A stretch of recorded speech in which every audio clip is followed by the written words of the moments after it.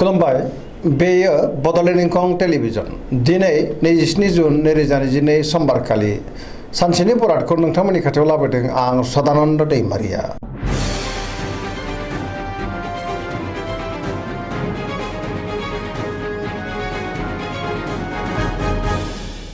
सिगां फरायफिन लादों मेष राशि गिबि हांखो अ ल दिनैनि साना मोजां आरो गाज्रिनि गेजेरजों बाबेनलांगोन गोजोननि आंखाल जानोबो हागौ।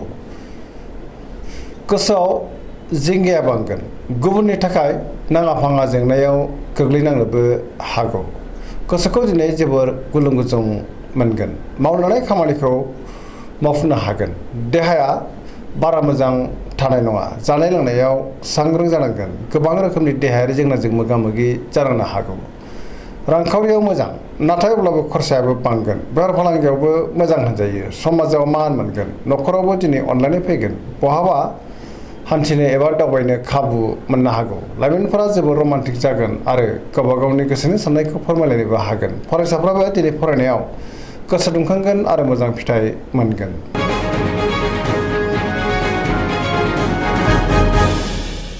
वृष राशि गिबि हांखो इ उ ब दिनैनि साना मोजां आरो गाज्रिनि गेजेरजों बाबेनलांगोन गोसोनि साननायफ्रा देबर नांनोबो हागौ। गुबुननि हेफाजाबखौ दिनै मोननो गोब्राब जागोन। गोसोखौ जोबोर आला खाला मोनगोन गोसोनि बोलोआबो लोरबां जागोन।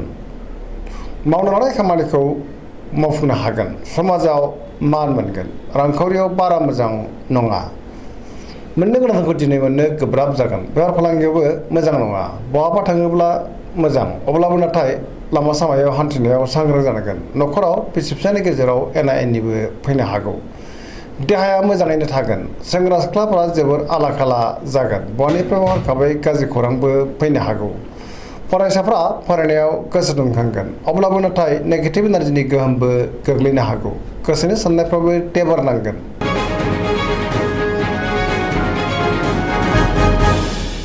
मिथुन राशि गिबि हांखो ख स दिनैनि साना बारा मोजां नङा नेगेटिभ एनार्जिनि गोहोम गोग्लैनो हागौ। गोसोखौ दिनै जोबोर आला खाला मोनगोन मावनो लानाय खामानिखौ मावफुंनो गोब्राब जागोन। देहायाबो बारा मोजां थानाय नङा जानाय लोंनायाव सांग्रां जानांगोन। रांखावरियाव मोजां अब्लाबो नाथाय खरसाया बांगोन। बेफार फालांगियावबो मोजां होनजायो। न'खराव अननानै फैगोन समाजावबो मान मोनगोन। गुबुन हेफाजाबखौ मोननो हागोन बहाबा थांनो एबा हान्थिनो खाबु मोननो हागौ। गोसोनि बोलोआ लोरबां जागोन गियाननि आंखाल जानो हागौ। लाइमोनफोरनि गोसोआ दिनै जोबोर आला खाला जागोन। फरायसाफ्रा फरायनायाव गोसो दुंखांगोन अब्लाबो नाथाय नेगेटिभ एनार्जिनि गोहोमबो गोग्लैनो हागौ।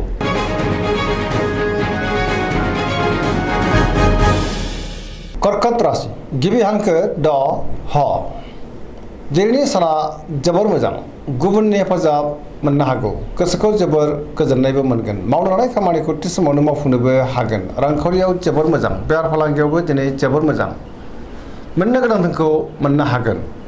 देहाया मोजाङै थागोन गुबुननि हेफाजाबखौबो मोनगोन। गुबुनजों मोजां सोमोन्दो लाखिनोबो रोंगोन। न'खरावबो दिनै बिसि फिसायनि गेजेराव अनलायनाय फैगोन बिदा फंबायजों मोजां सोमोन्दो थागोन। गोसोनि साननायफ्रा जाफुंगोन। समाजावबो दिनै बयजोंबो गोरोबनानै थानो रोंगोन। लाइमोनफोरनि गोसोआ दिनै जोबोर रमान्टिक जागोन आरो गावबा गावनि गोसोनि साननायखौ फोरमायलायनोबो हागोन। पजिटिभ एनार्जिनि गोहोमबो गोग्लैगोन।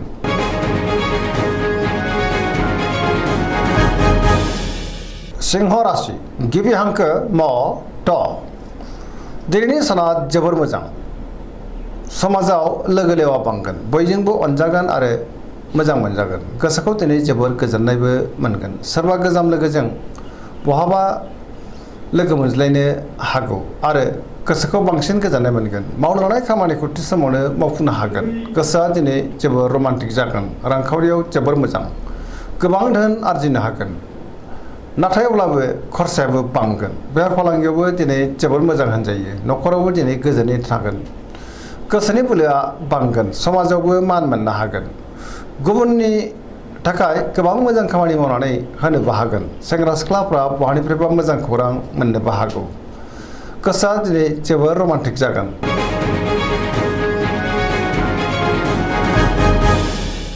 कन्या राशि गिबि हांखो प ट दिनैनि साना जोबोर मोजां सोरनिबा सायाव गोबां फोथायनो हागोन गोसोआव गोगो आरो गोथों साननो रोंगोन गियाननि आंखाल जानाय नङा रांखावरियाव जोबोर मोजां बेफार फालांगियावबो जोबोर मोजां सोरबा गोदान सुबुंजों बहाबा लोगो मोनज्लायनानै सिनायथिबो जानो हागौ न'खराव अननानै फैगोन फरायसाफ्राबो दिनै फरायनायाव गोसो दुंखांगोन सेंग्रा सिख्लाफोरा गोसोखौ दिनै जोबोर रमान्टिक मोनगोन आरो गावबा गावनि गोसोनि साननायखौ फोरमायलायनोबो हागोन समाजावबो दिनै गोबां मान मोननो हागोन देहाया मोजाङैनो थागोन गोसोनि बोलोआबो बांगोन गोसोनि साननायफ्रा दिनै मोगथाङाव जाफुंगोन गोजोनै थानो हागोन पजिटिभ एनार्जिनि गोहोमबो गोग्लैगोन गाहाम थासारिखौ मोननो हागोन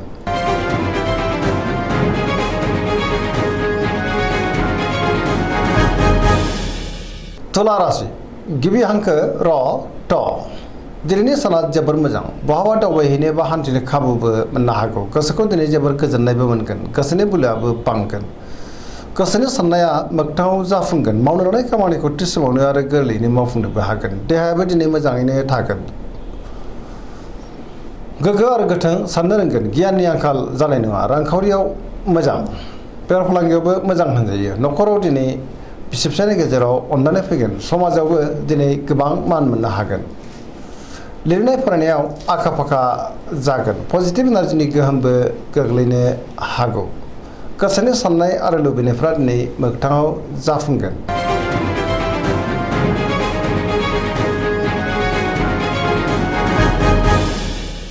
वृश्चिक राशि गिबि हांखो न स दिनैनि साना जोबोर मोजां गोसोनि बोलोआबो बांगोन जेरावबो गोजोनै थानो हागोन लोगोफोरनि हेफाजाबखौबो मोननो हागोन सोरबा लोगोजों बाख्नाय जानोबो हागौ गोसोआव गोग्गो आरो गोथों साननाय फैगोन मावनो लानाय खामानिखौ थि समावनो आरो गोरलैयैनो मावफुंनोबो हागोन बहानिफ्रायबा हरखाबै मोजां खौरांबो फैनो हागौ सोरजोंबा बाख्नाय जानोबो हागौ समाजावबो दिनै गोबां मान मोननो हागोन न'खराव बिसि फिसायनि गेजेराव अननानै फैगोन बिदा फंबायजों मोजां सोमोन्दो थागोन रांखावरियाव जोबोर मोजां गोबां धोन मोननो हागोन बेफार फालांगियावबो जोबोर मोजां होनजायो देहायाबो दिनै मोजाङैनो थागोन गुबुननि थाखाय मोजां खामानि मावनानै होनोबो हागोन फरायसाफ्रा दिनै फरायनायाव गोसो दुंखांगोन आरो मोजां फिथाइ मोननोबो हागोन लाइमोनफोरा जोबोर रमान्टिक जागोन आरो पजिटिभ एनार्जिनि गोहोमबो गोग्लैगोन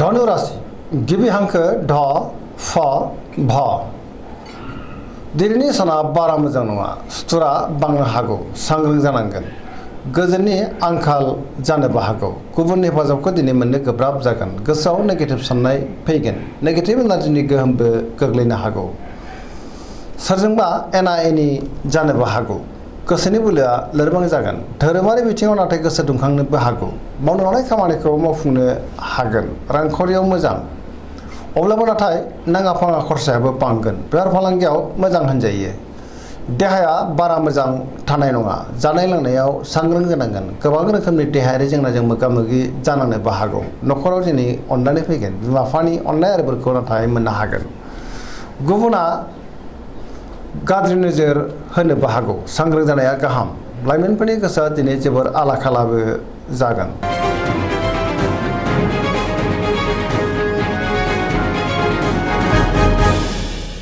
मकर राशि गिबि हांखो ख ज दिनैनि साना जोबोर मोजां बहानिफ्रायबा मोजां खौरां फैनोबो हागौ गोसोखौ दिनै जोबोर गोजोननाय मोनगोन देहायाबो मोजाङै थागोन गोसोनि साननायफ्रा मोगथाङाव जाफुंगोन रांखावरियाव दिनै जोबोर मोजां मोननो गोनांखौ मोननो हागोन बेफार फालांगियावबो दिनै जोबोर मोजां होनजायो सोरजोंबा बाख्नाय जानोबो हागौ मावनो लानाय खामानिखौ थि समावनो आरो गोरलैयैनो मावफुंनोबो हागोन पजिटिभ एनार्जिनि गोहोमबो गोग्लैगोन लाइमोनफोरनि गोसोआ दिनै जोबोर रमान्टिक जागोन आरो गावबा गावनि गोसोनि साननायखौ फोरमायलायनोबो हागोन गुबुननि थाखाय गोबां मोजां खामानि मावनानै होनोबो हागोन गुबुनजों मोजां सोमोन्दो लाखिनोबो रोंगोन धोरोमारि बिथिङावबो दिनै गोसो दुंखांगोन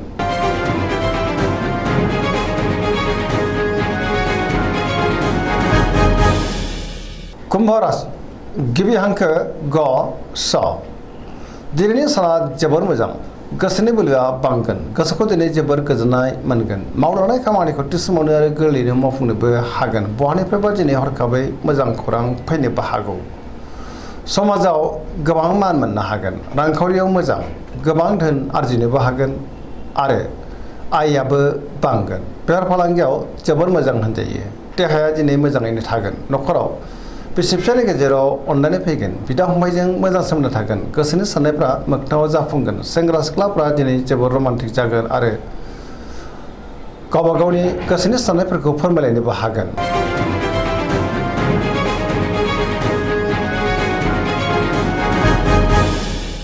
मीन राशि गिबि हांखो ड स दिनैनि साना बारा मोजां नङा माबा मोनसे गाज्रि खौरां फैनोबो हागौ गोसोखौ दिनै जोबोर आला खाला मोनगोन गोसोनि बोलोआ लोरबां जागोन देहाया मोजाङै थागोन रांखावरियाव बारा मोजां नङा बेफार फालांगियाव बारा मोजां नङा नाङा फाङा खरसाया बांनो हागौ गुबुननि थाखाय नाङा फाङा जेंनायाव गोग्लैनांनोबो हागौ सांग्रां जानांगोन गोसोआ दिनै जोबोर आला खाला जागोन गोसोनि साननाया देबर नांगोन नेगेटिभ एनार्जिनि गोहोमबो गोग्लैनो हागौ।